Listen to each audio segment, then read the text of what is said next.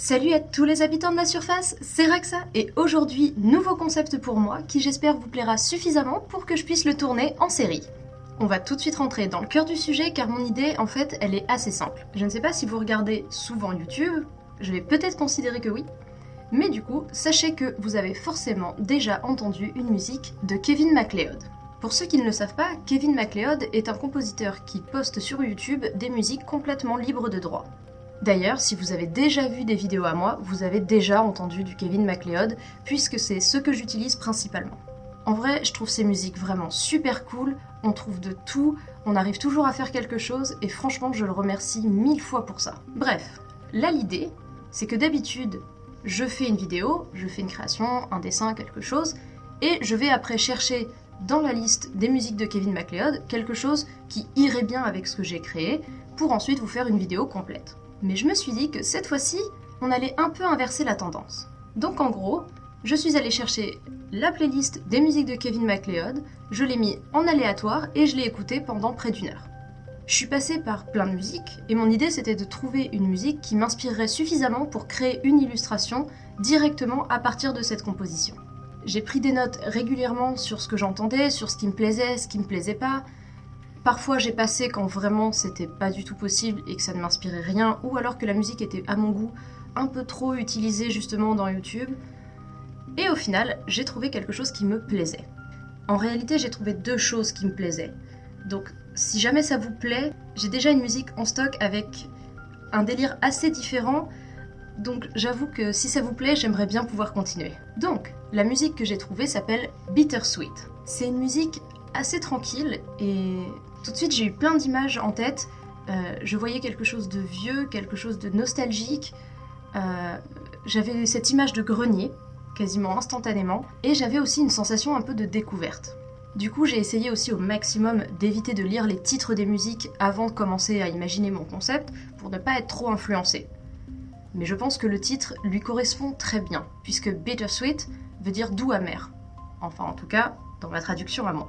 Et donc, plus j'écoutais la musique, plus j'affinais l'image que j'avais en tête, et je me suis dit, ça y est, c'est la bonne, on part sur Bittersweet. Donc, l'illustration que j'ai voulu faire pour cette composition, c'est une jeune fille qui, en remontant dans le grenier de ses parents, retrouve tous ses vieux jouets. Et en particulier, sa peluche préférée. Et si je vous explique tout ça maintenant, c'est parce que j'aimerais vous laisser regarder la création de cette illustration avec la musique sans interférence aucune. Et maintenant, je vais me taire et vous laisser avec la musique et mon illustration.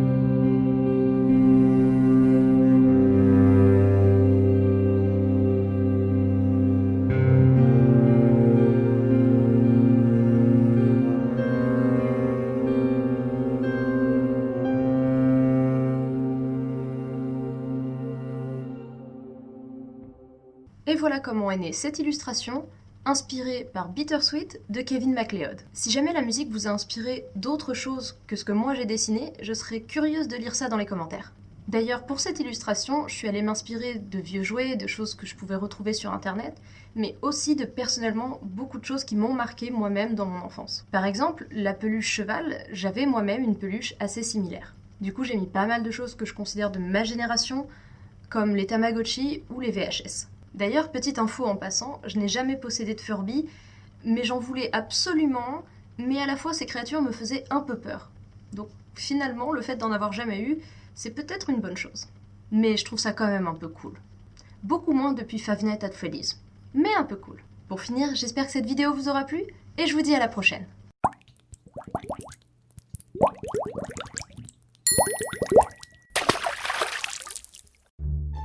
Et ça, c'était une de mes peluches préférées.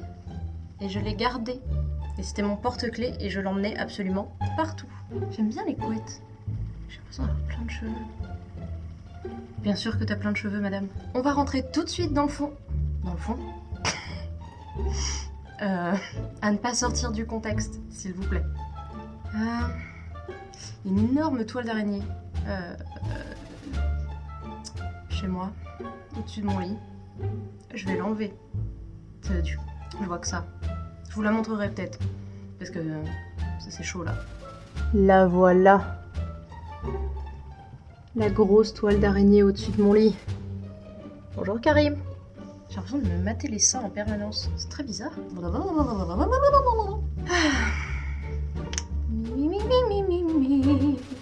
Ce qui fait que j'ai décidé de faire une illustration sur le terme de... Sur le terme ?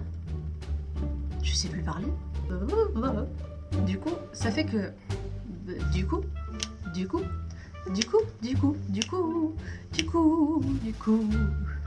Je articule.